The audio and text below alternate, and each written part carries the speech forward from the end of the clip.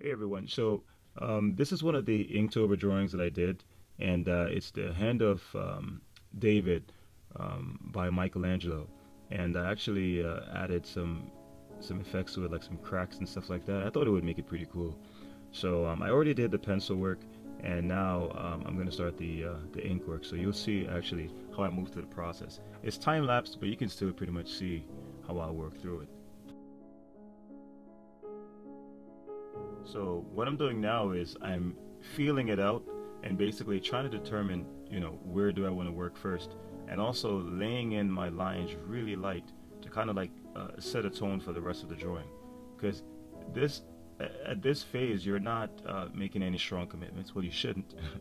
and I'm kind of like testing the ground to see how the weight of the line feels, and laying down a little area of value just to see how it will set the tone for the rest of the drawing. That's pretty much what I'm doing here.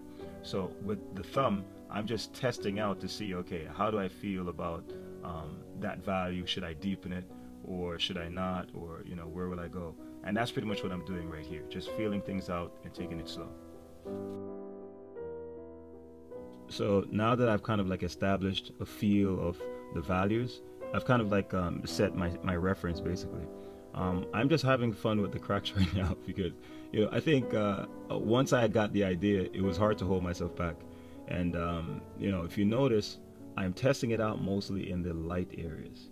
So that will kind of give me an idea too of how I'll treat it in the shadows, because you'll treat details in shadows differently than you treat it in light areas.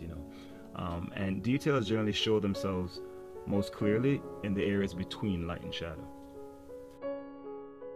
So what I'm doing now is I'm actually looking for the separation between light and shadow. I'm looking for that light and shadow border. And I'm kind of like lightly tracing it from where it's most obvious to the fingertips. So I'm moving from like the wrist area down to the point of the index finger to kind of like make that separation clear in my head. So now that I kind of have a clear idea of the separation between light and shadow, what I'm doing now is I'm just laying in like a light wash of values, and it's kind of like analogous to what you do in like when you're doing drawing in charcoal or graphite or even watercolor. Like when you separate light and shadow areas, and you lay in an initial wash of value. And that's what I'm doing basically. It's like an undertone of value using one set of consistent strokes in one direction.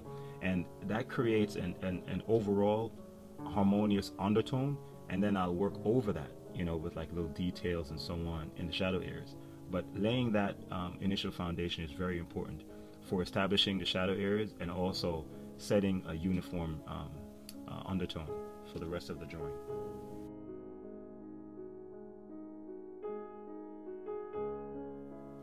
And then from here, see, the fundamentals have already been established. Establishing the light areas, the shadow areas, the shadow border.